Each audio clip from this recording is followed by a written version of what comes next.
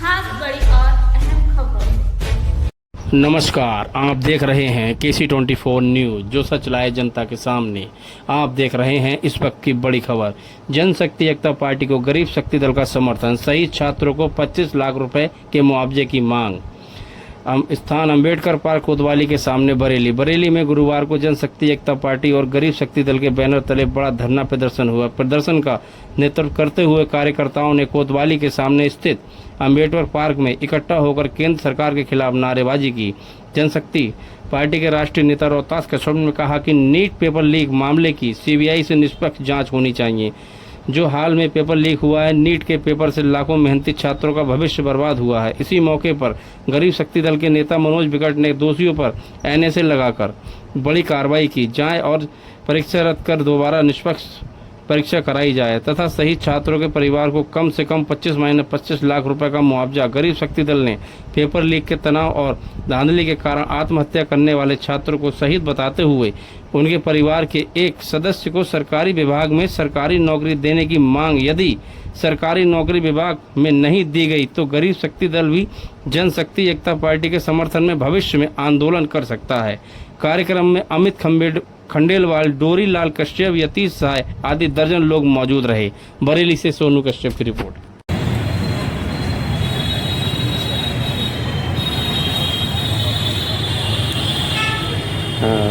Sir, आप किस उपलक्ष्य में इधर बैठे हुए हैं?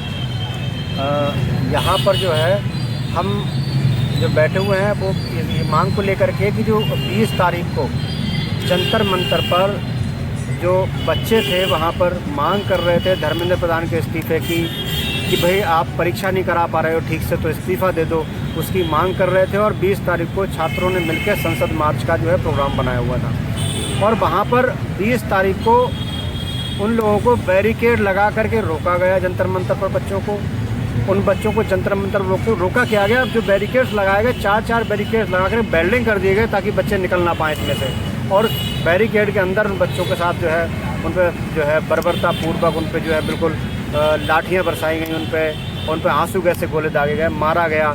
छोटी छोटी लड़कियों को कपड़े फाड़ दिए गए, बच्चों के हाथ पैर तोड़ दिए गए।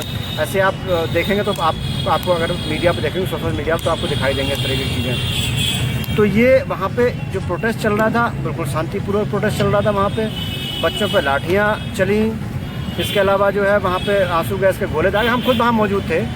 तो इसके विरोध में है कि बच्चों पे जो लाठियाँ चलाई गई ये लोकतांत्रिक व्यवस्था के विरुद्ध है, लोकतांत्रिक मूल्यों के विरुद्ध में है, लोकतांत्रिक व्यवस्था के खिलाफ हैं। और बाबा साहब अम्बेडकर जी ने जो संविधान बनाया कि अपनी बात को शांतिपूर्ण तरीके से रखें, संविधान में जो है हमको अधिकार दिए गए, मूल अधिकार दिए गए अपनी बात को रखने का, अपनी शांतिपूर्ण तरीके से अपनी सभा रखने का, उसके खिलाफ हैं। तो इसी की जो है विरोध में हम यहाँ पर धरना प्रदर्शन पर हैं और जो है जो लाठीचार्ज हुई है उसके खिलाफ में और धर्मेंद्र प्रधान के इस्तीफे के खिलाफ, धर्मेंद्र प्रधान की इस्तीफे की मांग कर रहे हैं। तो ये इसको लेकर के हमारा धरना प्रदर्शन चल रहा है। ये कब से कब तक रहेगा? आपने कुछ डेट भी निश्चित किया है? नहीं, डेट क्या, अब तो हम लोग बैठे हैं तो बैठे हैं। अब जब तक जो है इस्तीफा हो जाए धर्मेंद्र प्रधान का या जो है मोदी सरकार माफ़ी मांग ले और स्वीकार कर ले कि हम जो है वो हमसे गलती हुई है, हमसे चूक हुई है, हमने बच्चों के साथ जो है बुरा व्यवहार किया है, संविधान के विरुद्ध काम किया है, हमने लोकतंत्र की जो व्यवस्था है उसके खिलाफ काम किया है और जो है हमने जंतर मंतर को चलिए बालाबाग बनाया, स्वीकार कर लें। और हमें हमारी यही मांगे हैं, बस सरकार इस्तीफा करा दें धर्मेंद्र प्रधान का, ये मांगे। जब हो जाए तो करना तो हमारा ही खत्म हो जाएगा। क्या आप भी इस धरने में सम्मिलित हैं?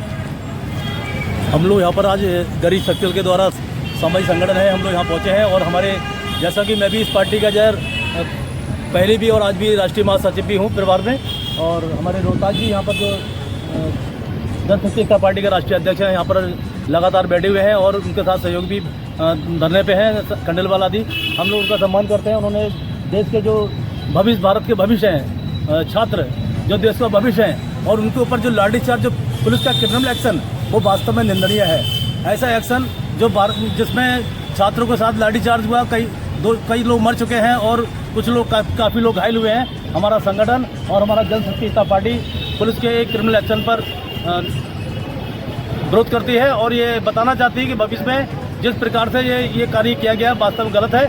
और हमारे जो केंद्रीय शिक्षा मंत्री हैं धर्मेंद्र प्रधान जी, उनके द्वारा जो ये व्यवस्थाएं जो चरमरा गई हैं, वास्तव में ये मंत्री ऐसा है, ये देश के अंदर मंत्री रहने लायक नहीं है, क्योंकि ऐसे मंत्री को तत्काल इस्तीफा हमारे मोदी जी को तत्काल ले लेना चाहिए। अगर वो नहीं दे रहे फिर भी इनको ले लेना चाहिए, क्योंकि ये ऐसा शिक्षा मंत्री जो देश के अंदर छात्रों साथ, उनके भविष्य साथ खिलवाड़ कर रहा है, उनकी शिक्षा साथ खिलवाड़ कर रहा है। जबकि हमारे बाबा साहब अम्बेडकर जी ने एक मजबूत संविधान हमारे देश के अंदर बनाया था, और उसके तहत हमारे जो देश की शिक्षा प्रणाली बनी हुई है, वास्तव में उसको कमजोर करने का काम ये हमारा शिक्षा मंत्री जो है जो धर्मेंद्र प्रधान कर रहा है। हम लोग इसके खिलाफ है और हम लोग ये बताना चाहते हैं कि जनशक्ति द्वारा जो धरना चल रहा है, इस पर हम भी इनके साथ में हैं और ये तत्काल इस मांग को पूरा किया जाए। और जो छात्र शहीद हो गए हैं उनको कम से कम 25-25 लाख रुपए का मुआवजा, और साथ ही जो लोग घायल हैं कम से कम 10-10 लाख का उनको मुआवजा दिया जाए।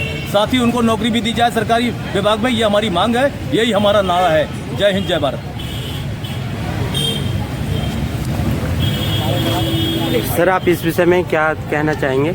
हम तो इस विषय में सिर्फ इतना ही कहना चाहेंगे, जनाजा कुर्सी है तुम्हारी, जनाजा नहीं है।